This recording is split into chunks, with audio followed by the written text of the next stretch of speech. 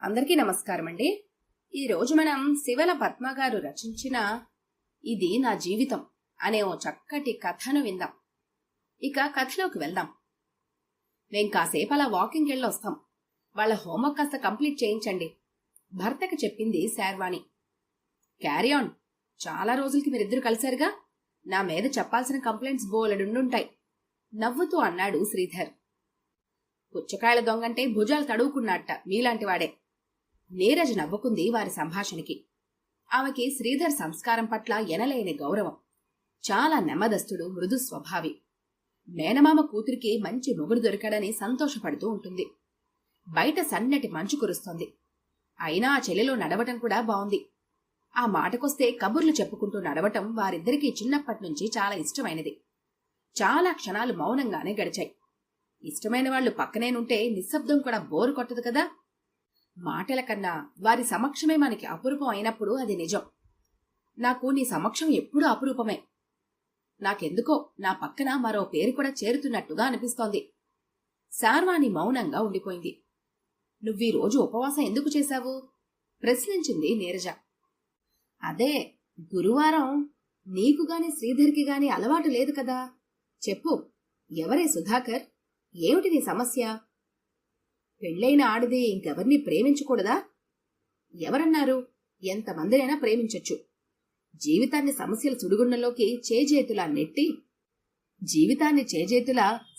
సుడిగుండంలోకి నెట్టి ఆనకా వాటికి దారులు వెతకాలి అనుకుంటే.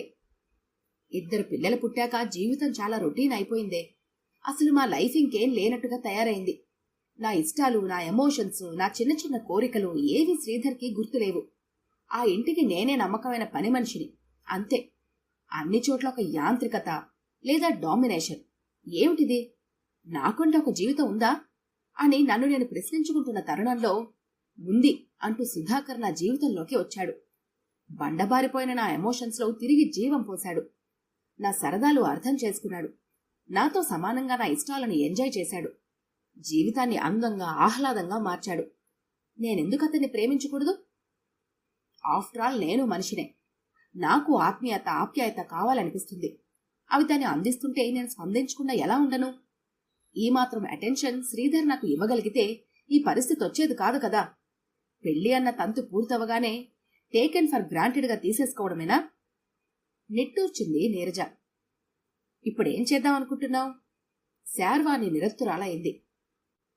నాకు తెలుసు దీనికి సమాధానం నీ దగ్గర ఉండదని. కట్టుకున్నవాడిని వదిలేసి నచ్చినవాడితో లేచిపోతాను అని చెప్పే తెగింపు ఇంకా నీలో వచ్చినట్లు లేదు. తీక్షణంగా చూసింది శార్వాణి. కోపం ఎందుకే?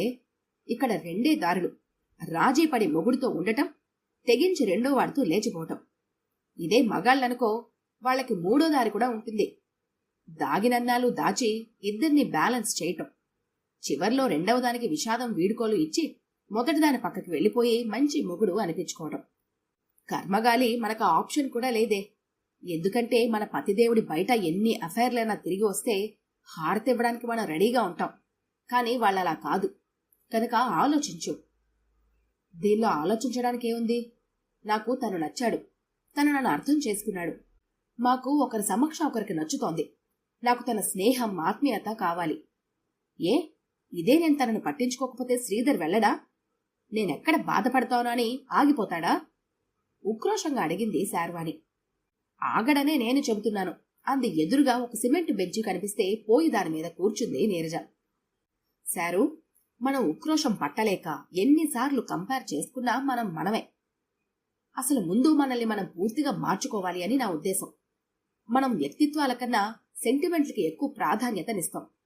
ఆ వెర్రి కాస్త తగ్గించుకోవడం అవసరం.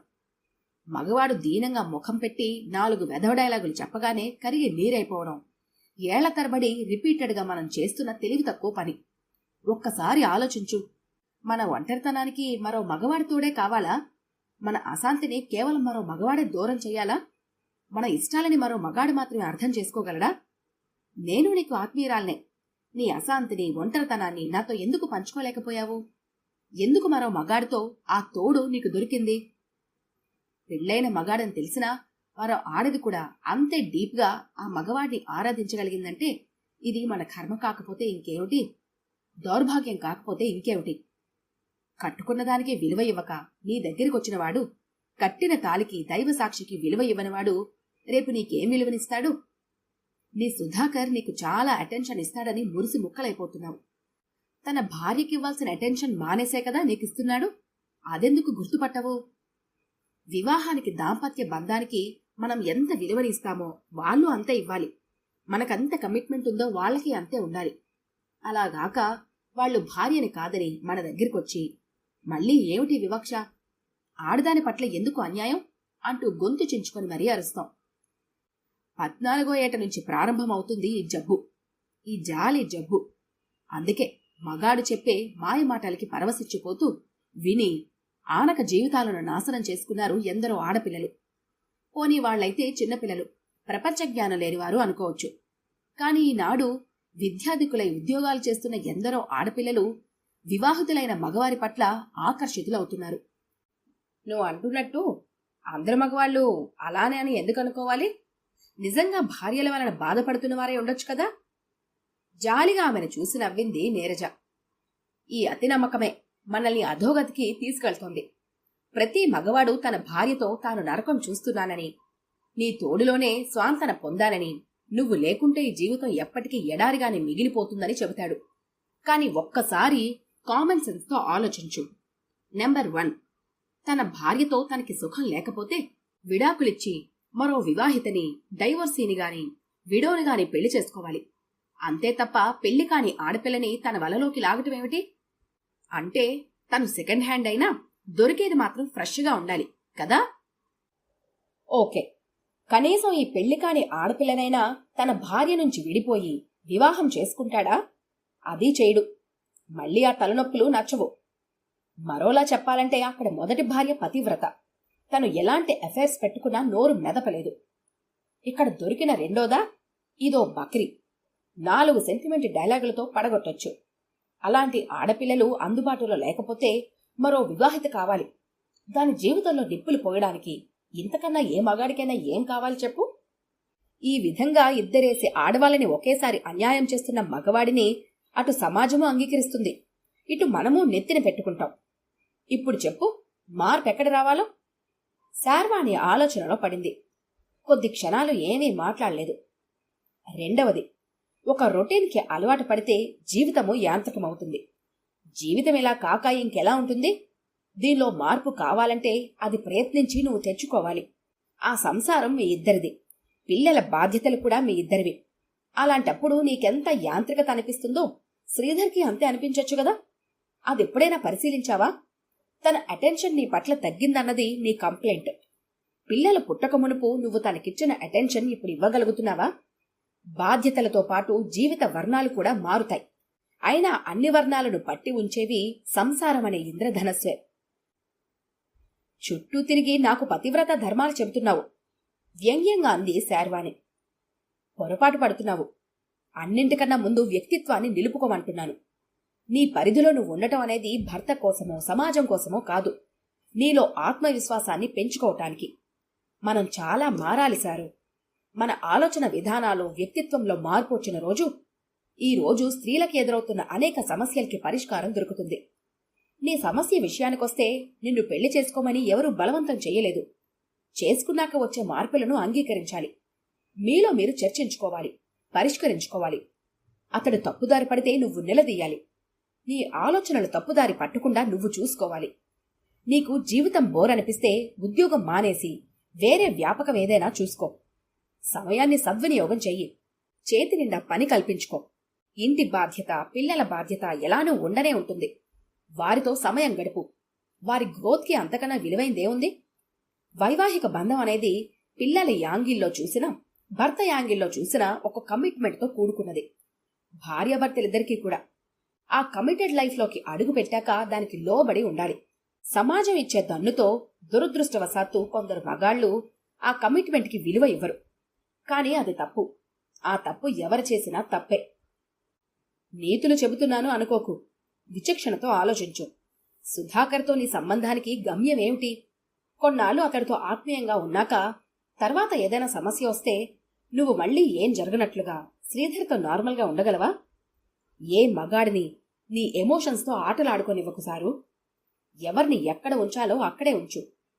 నేను చెప్పాల్సింది చెప్పాను. జీవితాన్ని అస్తవ్యస్తం చేసే ఎమోషన్స్ని, సెంటిమెంట్స్ని వదిలిపెట్టు. మనశ్శాంతి విలువ దాన్ని పోగొట్టుకోకముందే తెలుసుకో. శార్వాణి మౌనంగా ఉన్నది. నీరజ మాటల్లోని వాస్తవాన్ని ఆమె వివేకం గ్రహించుతోంది. నీరజ్ చెప్పింది నిజమే. జీవితానికో లక్ష్యం, గమ్యం లేనప్పుడే ఈ ఉద్వేగాలు ప్రధానమవుతాయి. ఈ ఎమోషన్స్ కన్నా బలమైన లక్ష్యం ముందున్నప్పుడు, ఏకాగ్రత అంతా ఆ లక్ష్య సాధన అయినప్పుడు ఈ అక్కర్లేని భావోద్వేగాలు ఏమీ ఉండవు. వాటికి సమయమూ ఉండదు. సారు, కళ్యాణ్ నగర్లో ఉన్న మా ఇల్లు నీకిస్తాను. ఆ టెనెంట్స్ని వెకేట్ చేయమని చెబుతాను. అందులో 4 వృద్ధులతో ఆశ్రమం ప్రారంభించు. ఆ 4 నేను, నా ఫ్రెండ్స్ దత్తత తీసుకుంటాం. నువ్వు కేవలం వారి సంరక్షణ చూడు. అలాంటి వ్యాపకంలో ఉండే సంతృప్తి ఏమిటో నువ్వే తెలుసుకో.